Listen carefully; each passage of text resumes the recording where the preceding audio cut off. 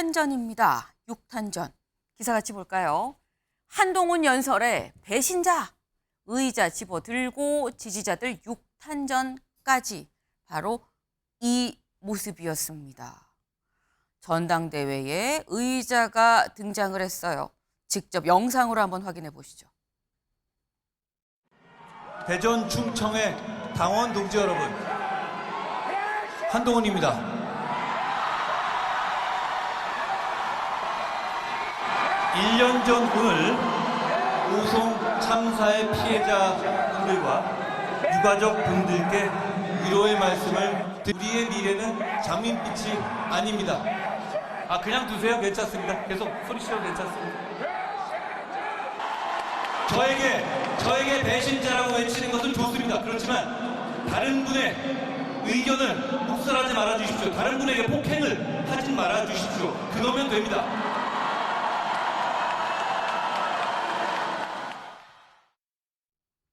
네, 저희 어제 국회 국민의힘이 천안에서 있었던 합동 연설의 모습입니다. 오늘 저희 조간을 좀 보면서 보는 단어가 난장판, 육탄전, 아수라장 이런 단어들이 계속 좀 등장을 했다라는 건데 이거 신현영 의원님 어떻게 보셨습니까? 지금 국민의힘의 전당대회가 분당대회라는 얘기가 있습니다. 너무 후보 간의 갈등이 고조되고 있는데 선관위에서 아무리 제재를 하고 경고를 한다 그래도 해결이 되지 않는 부분이죠. 말씀하신 것처럼 영상에서 한동훈 후보는 그 대전 충남에 가서 민생에 대한 얘기, 오송 참사에 대한 이야기를 하면서 뭔가 정책적인 메시지를 내려고 했으나 전혀 성공하지 못한 그날의 전당대회라고 보일 수가 있습니다. 궁극적으로는 한동훈 후보에 대한 그런 최상병 특검, 수용에 대한 배신자 프레임, 그리고 지금 여론 조성 댓글팀에 대한 문제들, 이런 부분들 때문에 계속해서 다른 후보들의 공격을 방어하지 못하고 있는 상황으로 보이고요. 그 1등으로서의 그런 1등 가도가 점점 고조되고 이제 투표가 가까워질수록 이런 갈등은 더욱더 악화될 수밖에 없지 않나라고 생각이 듭니다. 네, 지금 전당대회가 아니라 분당대회라는 얘기도 있다라는 말씀을 이제 옆에서 보는 이제 관찰자 입장에서도 말씀을 해 주신 거예요. 근데 강전혜 변호사님, 네. 지금 선관위시잖아요. 네. 지금 신 의원이 말씀하시기를 선관위에서 자제하라고 그렇게 하지 말라고 경고를 하는데도 불구하고 자꾸 과열이 된다. 선관위가 고민이 클 것 같습니다. 예, 맞습니다. 어저께 저 현장에 저도 같이 있었는데요. 네. 연설회가 5번으로 계획이 되어 있는데 어저께가 4번째였습니다. 네. 그동안에도 사실 한동훈 후보가 나왔을 때 저렇게 배신자라고 이야기를 하거나 저런 이제 타 후보 측 지지자들이 있었던 것은 사실인데 어제는 좀 그게 많이 격화가 되어 있는 상황이었습니다. 아마도 후보자들 간에도 지금 한 일주일 열흘 사이에 굉장히 점점 격화되는 것이 지지자들 사이에서도 저런 모습이 나오지 않았을까 굉장히 안타까운 상황이고요. 네. 선관위 쪽으로 지금 원희룡 캠프, 한동훈 캠프 그리고 또 나경원 캠프 쪽에서도 여러 가지로 이의 제기하는 부분들이 많이 있습니다. 그런데 여기에 대해서 선관위가 사실상 수사기관이 아니기 때문에 어떤 여론조사 공표 문제, 최근에는 그게 많이 문제가 되었습니다. 한동훈 후보 캠프 쪽에서 나왔다라고 한 매체에서는 보도를 했는데 이게 저희가 그 당규상 금지하고 있는 선거운동 방법이거든요. 네. 근데 여기에 대해서 선관위에서 조사하는 것이 어렵고 그리고 캠프 측에서는 부인을 하고 있는 상황인데 이러한 일들이 자꾸 반복이 되면서 또 언론에 보도가 되고 지지자들께서는 서로 간에 조금 믿을 수 없다. 이런 그 분위기가 있는데 당장 이번 주 목요일부터 이제 여론조사가 들어가기 시작합니다. 네. 그리고 23일이 전당대회로서 결과가 발표가 되는데 그 이유도 지금 사실상 많이 걱정이 되는 상황입니다. 네. 선관위 입장에서는 아직 합동 연설회가 한 번 더 남았습니다. 연설회도 한 번 더 남아 있고 지금 아직 이 본격적으로 이 여론조사에 들어가려면은 이제 19일부터죠. 19일부터인데 시간이 남았는데 너무 과열이 되다 보니까 이게 괜찮은 건가라는 고민이 클 수밖에 없는 상황이죠. 어제 이 연설회장에서 있었던 이 난투구 6탄전 상황 관련해서 조금 전에 한동훈 후보가 한 언론 인터뷰에서 이런 얘기를 했다고 해요. 폭력과 마타도어의 장이 돼서 죄송합니다라고 얘기를 했다고 합니다. 하지만 그러면서도 뭐라고 얘기를 했느냐. 상호 비방, 내가 네거티브 하나라도 한 게 있습니까? 나는 방어한 겁니다라고 얘기를 했어요. 그러면서 내가 공격을 하려고 들면 수십 년 한 분들에 대한 공격할 게 더 많을걸요. 근데 난 그런 걸 안 했기 때문에 여기까지 왔다. 나 안 하겠다라고 지금 얘기를 했다라는 소식이 지금 들어와 있습니다. 지금 한동훈 후보가 언론 인터뷰에서 어제 이 합동연설회장 관련 내용 관련해서 이렇게 말씀을 하셨다는 이 말을 했다는 건데, 근데 실제로 조금 전에 얘기한 이 내용 말고 어제 저 6탄전이 있고 끝나고 난 다음에 자신의 SNS에 이런 글을 올렸어요. 뭐라고 올렸느냐? 저는 이견을 존중하고 앞으로도 그럴 거다. 다만 오늘처럼 동료 시민을 다치거나 위험하게 하는 행동은 절대 안 된다. 저는 함께 이기려고 정치한다. 지지자들뿐만 아니라 오늘 연설을 방해하신 그분들과도 함께 가고 함께 이기겠다라고 얘기를 했습니다. 소영주 대변인님. 네. 이건 1등 주자의 여유인 겁니까? 아니면 1등을 예상하는 자의 전대 이후 상황에 대한 우려인 겁니까? 그러니까 이번 국민의힘 전당대회를 보면서 네. 어찌 보면 이제 네거티브가 난무하고 뭐 분당대회라는 얘기도 있기는 하지만 결국에는 이제 하나하나 조목조목 들여다보면 한동훈 후보를 다 도와주는 공격들이고요. 다 도와주는 현상들입니다. 물론 이제 난투극 자체는 이제 정치 혐오 부분이고 이게 이제 트럼프도 그렇고 이재명 대표에게 있었던 정치인 피습 사건들은 네. 이건 정치인들이 초래한 거예요. 정치인들이 본인의 정치적 이득을 챙기기 위해서 각 지지자들을 극단적인 분열과 혐오로 몰아넣어서 본인 이득을 공고히 하려고 하는 거예요. 그렇기 때문에 이런 부분에 있어서는 모두 공감하면서 이 말하자면 유혹을 이기지 못하는 거거든요. 그런 의미에서 한동훈 후보 자체가 그 현장 영상을 보니까 저는 무슨 생각이 드냐면 윤석열 대통령과 비교가 되더라고요. 최근에 윤석열 대통령 그 입틀막 그 뭐 이제 현장에서 막 끄집어내고 사진 들려서 내보내는 이런 장면에서도 아무 말도 안 하고 그냥 진행했던 윤석열 대통령과 한동훈 후보 자체는 이 기회를 놓치지 않고 가만두세요. 저들이 소리치게 두세요라는 이런 예를 들면 예전에 오바마나 노무현 대통령의 어떤 그런 모습들을 연출해낼 수 있는 장면이 된 거거든요. 그리고 나서 지금 메시지를 통해서 함께 하기로 정치한다. 그들을 안고 가겠다. 결국에는 득점 포인트는 한동훈 후보밖에 없습니다. 그러니까 다른 후보들에 대해서는 모르겠으나 한동훈 후보를 지지하지 않는 다른 뭐 반대파 사람들의 이런 모습들은 각인이 돼버리고 한동훈 후보 자체가 이제는 결국에는 그냥 대세론을 확정짓는 이런 사건을 발생하는 것 같아서 이번 국민의힘 전당대회는 이미 제가 1차 토론회 이후에 끝났다고 얘기했지만 점점 더 뭐 나름대로 이제 답이 나오고 있다라고 좀 냉정하게 좀 평가하고 싶습니다. 잠깐 문호로 변신하셨어요. 네, 아무래도 이번 당대표는 한동훈인 것 같다라는 취지를 첫 번째 이 토론회 끝나고 난 다음에도 얘기를 했는데 여전히 내 생각을 좀 확신하게 됐다라는 말씀을 지금 하셨습니다. 근데 일단 어쨌거나 어제 난동이 있고 난 다음에 사실 이 상황은 정치 기사라기보다 어떻게 보면 사건, 사고, 사회 기사라는 측면으로 좀 보이기도 해요. 6탄전이 벌어졌거든요. 대체 이렇게 난동을 부린 사람이 누구냐라는 거죠. 궁금하죠. 근데 이 사람이 직접 자기 유튜브에 나와서 이런 얘기를 했다고 합니다. 보도에 따르면 그래요. 이 유튜브 라이브 방송을 통해서 이렇게 얘기를 했대요. 일부러 방송 카메라 뒤에 앉았다. 왜냐하면 한동훈 한 명만 딱 망치려고 국회의원이나 급 있는 사람 있는데 이 근처에 가서 앉았다라는 거죠. 그러면서 일부러 방송 카메라에 접근해서 배신자를 엄청 외쳤다. 그래서 당직자가 나가달라고 하더라라고 얘기를 했다라는 겁니다. 일부러 가서 앉았다라는 거예요. 일부러. 근데 그러다 보니까 이 얘기를 보고 한동훈 후보 캠프에서도 이런 논평을 냅니다. 뭐라고 했느냐. 연설 방해하고 폭력 휘두른 모 후보 지지자가 사전 계획 아래 한 후보의 연설 방해 폭력을 휘두른 것이라고 자인하는 유튜브 방송을 했다라면서 한동훈 후보는 이견을 존중하고 앞으로도 그럴 거라고 밝혔는데 아까 저희 SNS 글이죠. 밝혔는데 사전 기획된 정치 폭력은 민주주의가 허용하는 이견의 범위가 아니다. 그러므로 필요한 조치를 하겠다. 네. 결국 필요한 조치, 뭐 법적 조치일 수도 있고요. 아니면 뭐 당내 뭐 윤리위에 얘기를 해서 당원에 대한 제재가 될 수도 있을 것 같은데 홍석준 의원님 네. 어떻게 보십니까? 6탄전 이후에 결국 필요한 조치까지 지금 갔어요.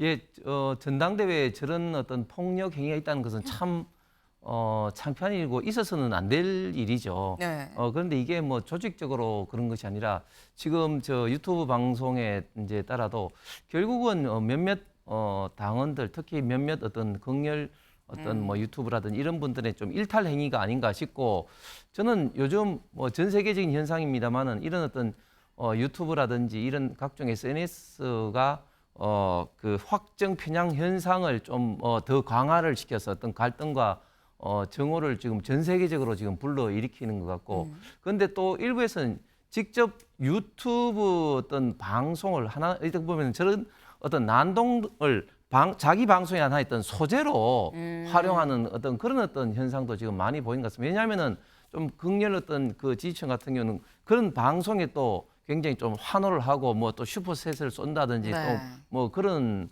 뭐 경우가 있는데 또 예를 들면은 그 어떤 또 유튜버들은 뭐 전에 한동훈 후보가 법무부 장관 시절에 뭐 그 집을 찾아간다는 거라든지 또 뭐 집을 또 뭐 문을 억지로 연다 그런 것까지 다 촬영을 해서 방송에 내보내지 않았습니까? 그렇기 때문에 이런 어떤 유튜브 어떤 극렬 지지층들의 어떤 방송들이 네. 개인의 어떤 그 좀 뭐 조회수를 늘린다든지 뭐 또 뭐 슈퍼챗을 받는다든지 뭐 이런 어떤 자기의 어떤 목적을 가지고 이런 어떻게 보면 좀 정치 전당대회를 좀 망치는 그런 좀 우려가 좀 있는 것 같아서 상당히 좀 염려스럽습니다. 네.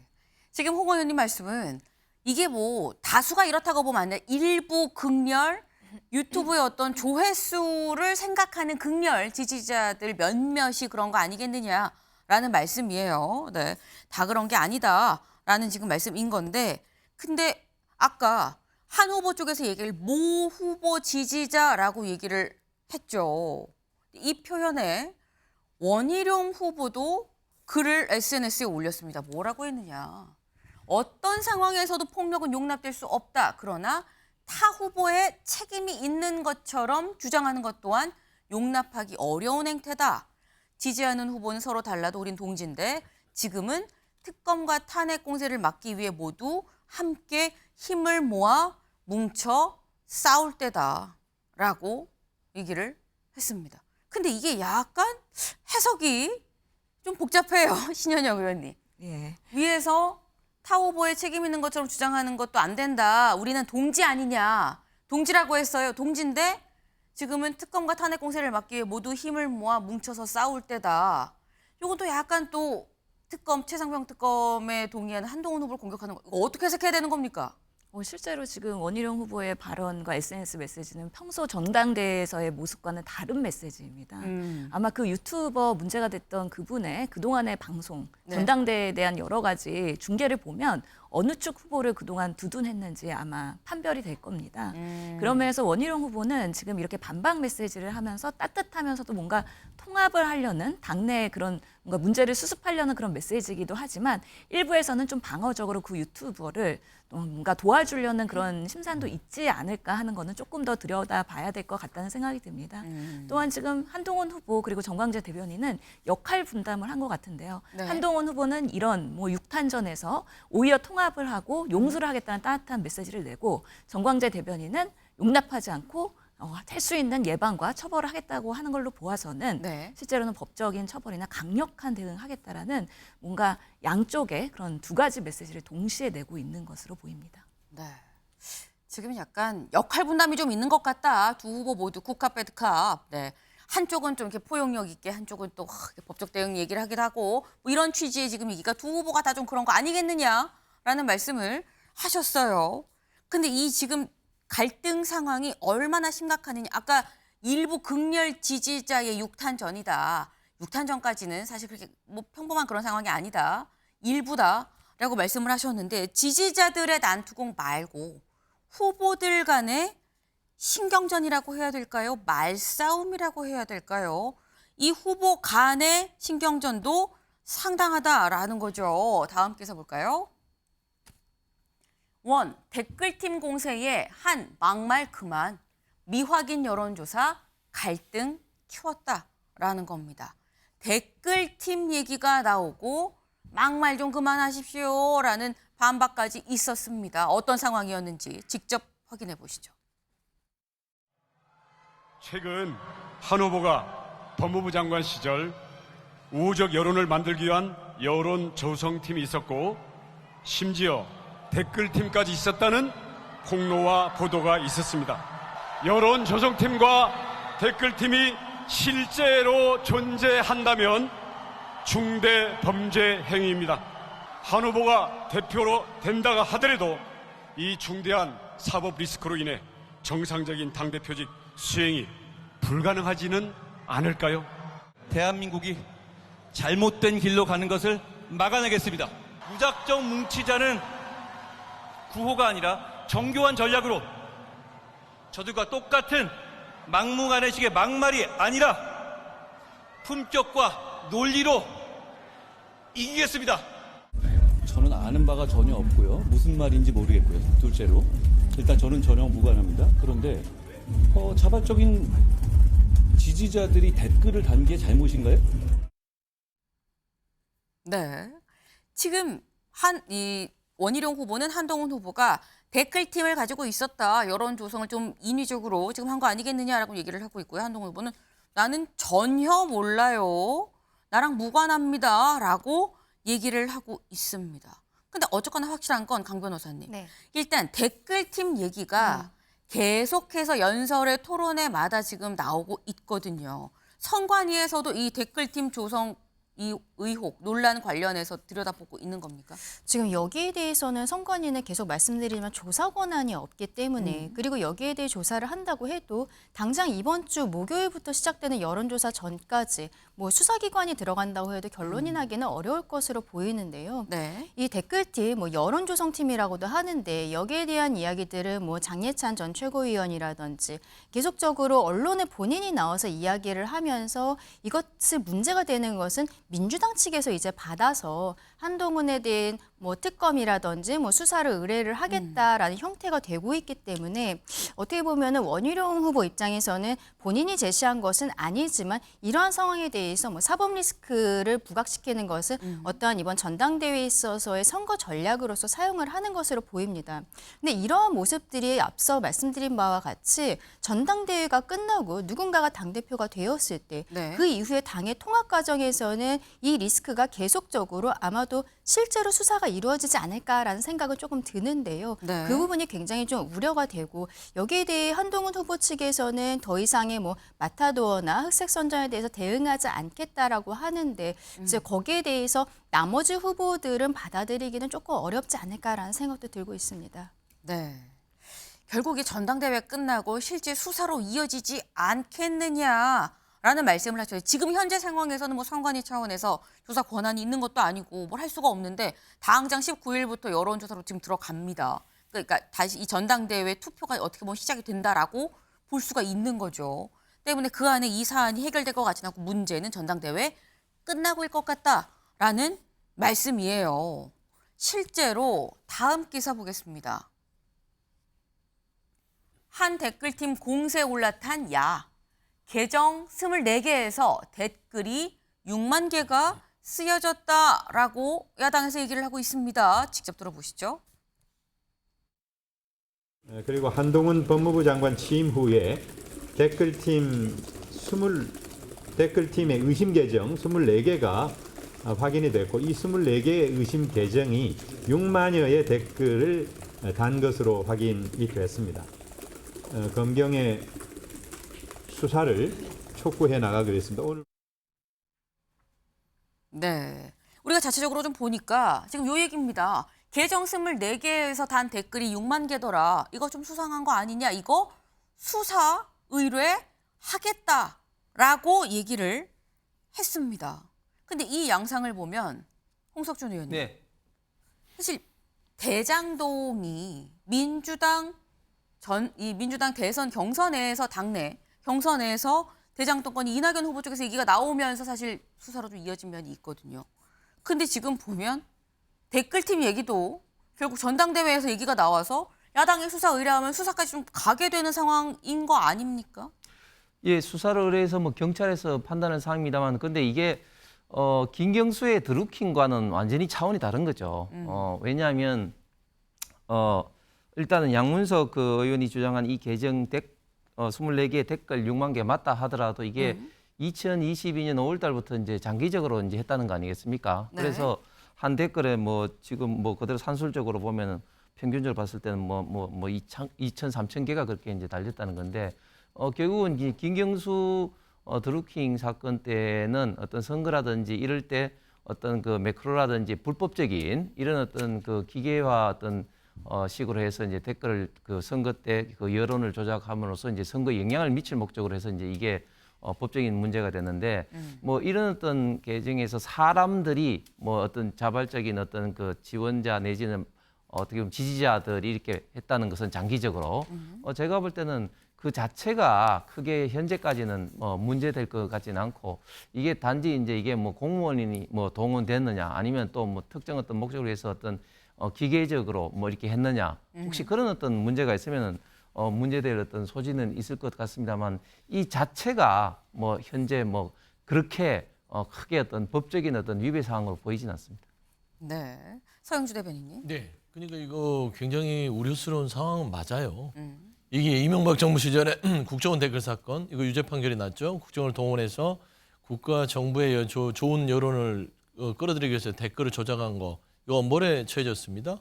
박근혜 정부 시절 사이버 사령부에서요. 사이버 사령부가 댓글을 또 조작하는 이런 여론 조성에 힘입어서 정부의 어떤 공정성과 투명성을 훼손하는 자체가 범죄예요.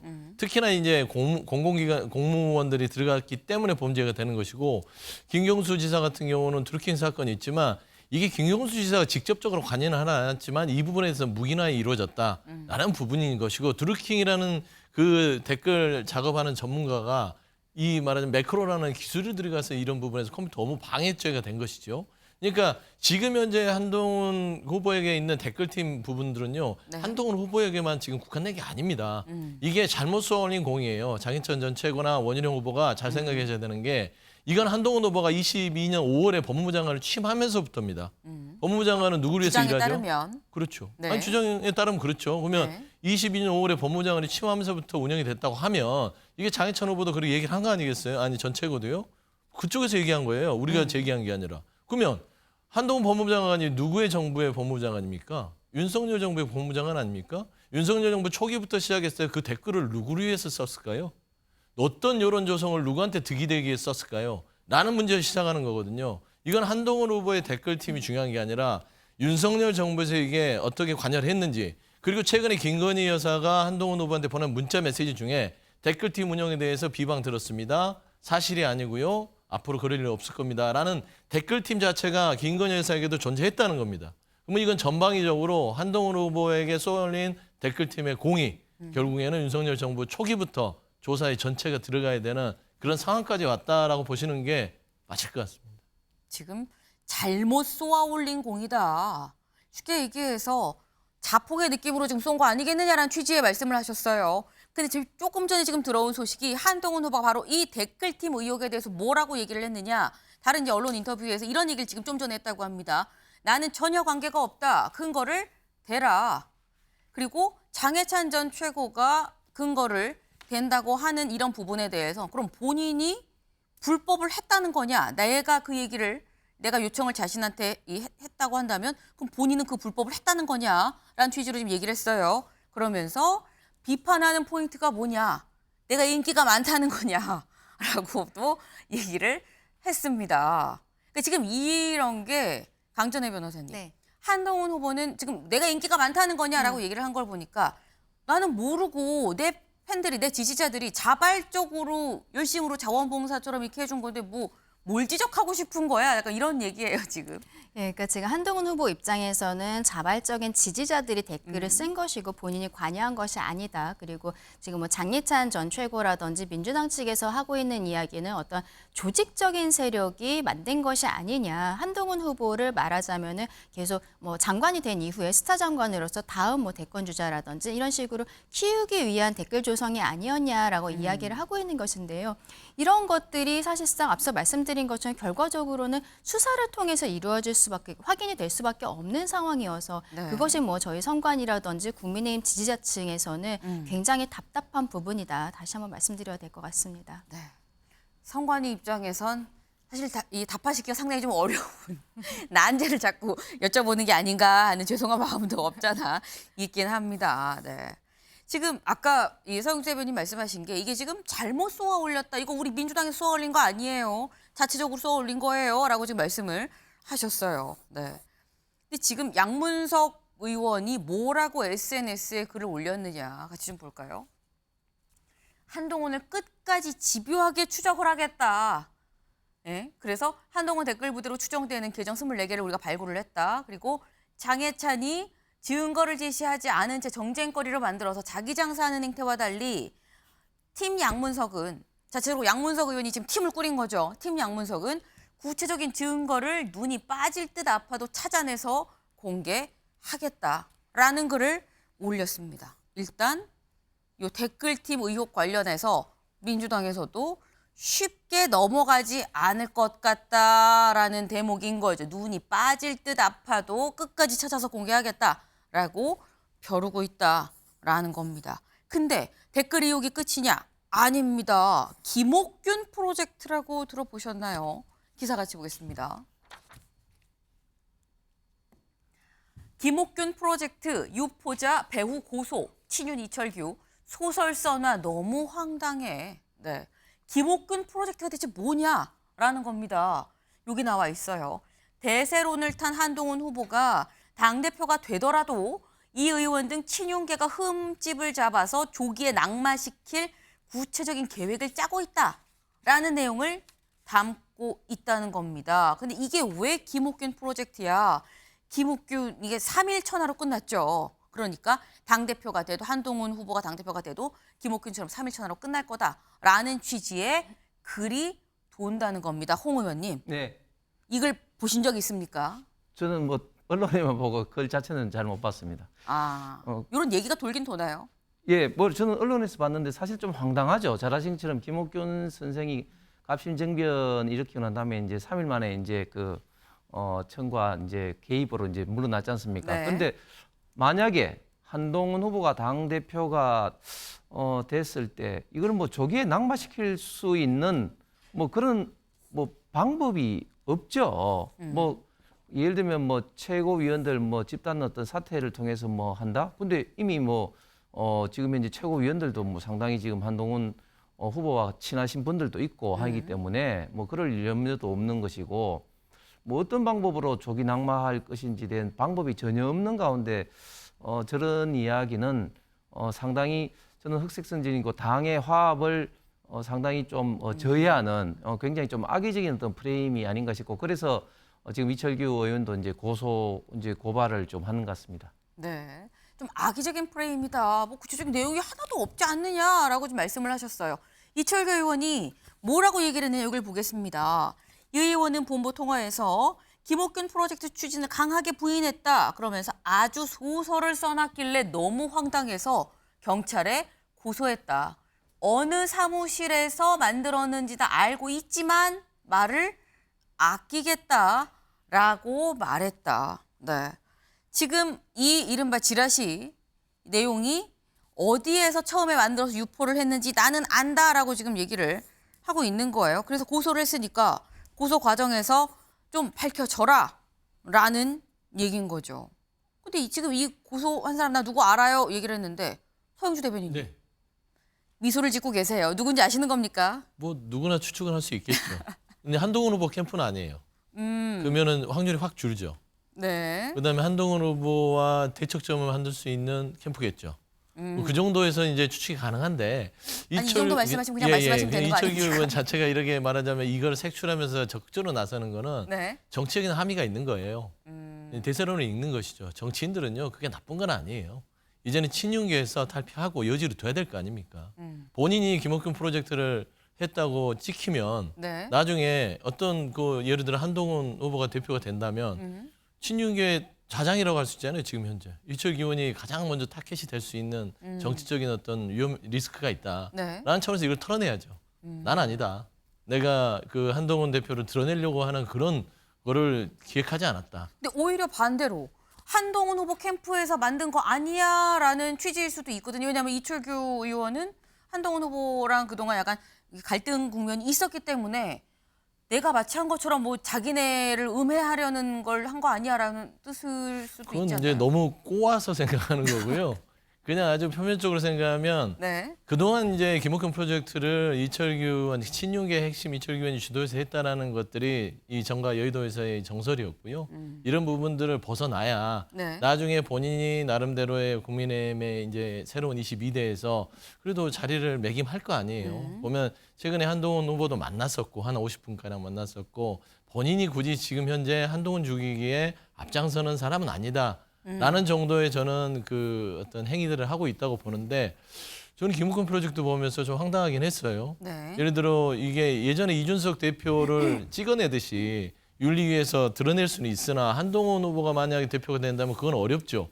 왜냐하면 한동훈 후보 자체는 그 누구보다도 용산에 있는 윤석열 대통령의 부부에 내밀한 것까지 다 알고 있는 유일한 사람일 수도 있어요. 그래서 그 캐비넷이 아주 빵빵하기 때문에 건들 수는 없을 것이다. 그래 보고 있습니다. 네. 지금 캐비넷 얘기까지 나왔습니다. 일단 이 모든 서영주 대변인님의 일단 개인 생각이라는 점을 또 말씀을 드려요. 네. 근데 지금 일단 뭐 김옥균 프로젝트 얘기도 나오고요. 지금 국민의힘 전당대회가 상당히 좀 험악하게 좀 흐르는 양상이 있습니다. 전당대회가 아직 며칠 남았죠. 근데 이런 와중에 상황도 험악한데 실제로 험악한 글도 올라왔어요. 어떤 글이냐? 네, 이겁니다. 한동훈 칼 들고 간다라는 글이 올라왔습니다. 네, 여기 나왔어요.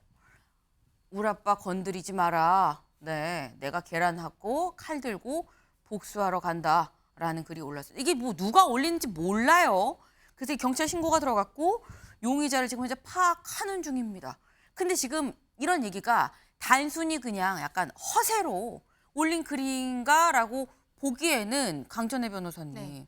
사실 앞서서 1월에 우리나라에서도 이재명 전 대표 네, 맞습니다. 피습이 있었고요. 며칠 전에 트럼프 전 대통령도 그 건이 있었고요. 이거 선관위에서도 좀 우려스러울 것 같은데요. 많이 우려스럽습니다. 그리고 우리가 오늘 첫 번째 뉴스로 다뤘었던 어저께 전당대회 장소에서 있었던 폭력 사태들 이런 것들이 있기 때문에 더욱 많이 신경 쓰이는 게 사실이거든요. 어제도 사실은 그동안보다 훨씬 많은 경찰 인력들이 행사장에 있었던 것도 맞습니다. 네. 그런데 저러한 SNS의 글들을 봤을 때 아무래도 이게 전당대회가 격화되고 있다는 것을 넘어서서 이제는 정말 그 민주당에서 지적하고 있는 분당대회라는 것에 대해서도 우리가 다시 생각을 해봐야 된다라는 그런 말씀을 드리고 싶고요. 저기에 대해서는 구체적으로 좀 수사가 들어가고 이런 일이 일어나지 않도록 아마 오늘 오전 중으로 저희 선관위에서도 지금 과열되는 양상에 대해서 입장을 발표할 것으로 보이는데 그래서 여기에 대해서는 선관위의 발표보다도 일단은 우리 각 후보 캠프에서 지지자분들께 협조 요청을 하는 것이 조금 더 지지자분들께는 더 와닿지 않을까라는 생각도 하고 있습니다. 네. 오늘 오전 중에 아마도 지금 국민의힘 선관위에서 전당대회 선관위에서 자제를 요청하는 과열된 이 열기를 좀 누그러뜨려야 된다라는 취지의 입장이 나갈 걸로 보입니다. 하지만 말씀은 선관위 입장이 중요한 게 아니라 각 후보 캠프에서 자체적으로 입장을 밝히고 자제하시라라는 얘기를 해야 되는 거 아니겠느냐라는 말씀이에요. 네. 각 후보 캠프에서 저희 방송 보고 있을 거라고 생각을 합니다.